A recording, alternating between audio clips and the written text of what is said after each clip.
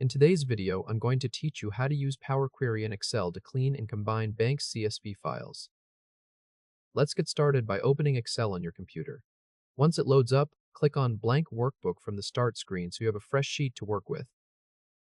Now look up at the ribbon at the top and click the Data tab. Over on the far left of the Data tab, click Get Data. A drop-down menu will appear, and you want to hover your cursor over From File. From the side menu that opens, click From Folder.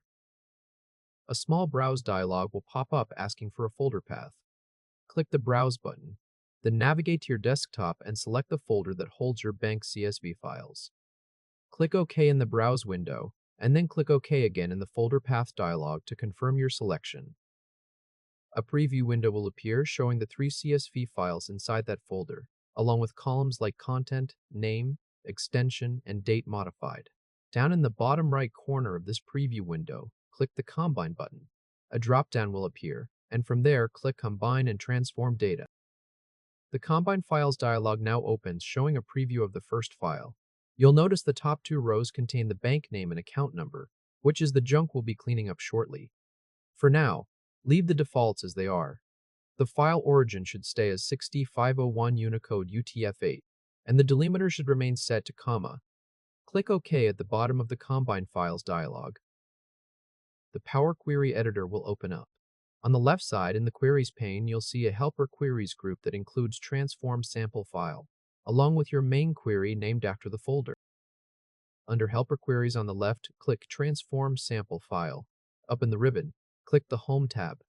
In the Reduce Rows group, click Remove Rows, and from the drop-down, click Remove Top Rows.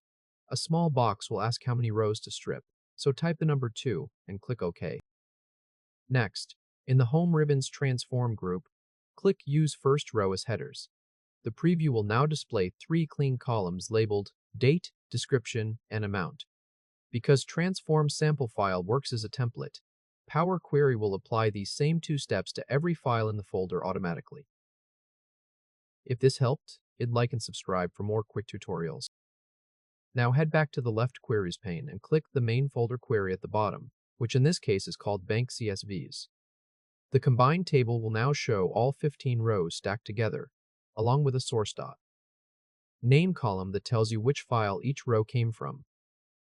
Right-click on the Source.Name column header and click Rename from the menu. Type a friendlier name, in this case bank file, and press Enter to confirm. Now we'll set the proper data types. Click the small data type icon, which looks like ABC/123, to the left of the Date column header. From the list, click Date.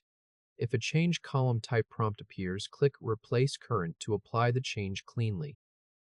Then click the data type icon to the left of the Amount column header, and from the list, click Decimal Number so the values behave like real numbers. To finish up, click the Home tab in the Power Query editor.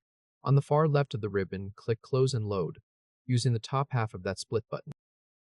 Power Query will close and a brand new sheet will appear containing a formatted table with all 15 transactions from the 3 files, plus a Queries and Connections pane on the right showing the query status. Your workbook now holds one clean Excel table with 15 rows combined from all 3 bank CSVs, organized into bank file, date, description, and amount columns, with no metadata junk and proper data types applied. Whenever a new CSV gets dropped into the bank CSVs folder later, just right-click the table and choose Refresh to rebuild the combined dataset automatically.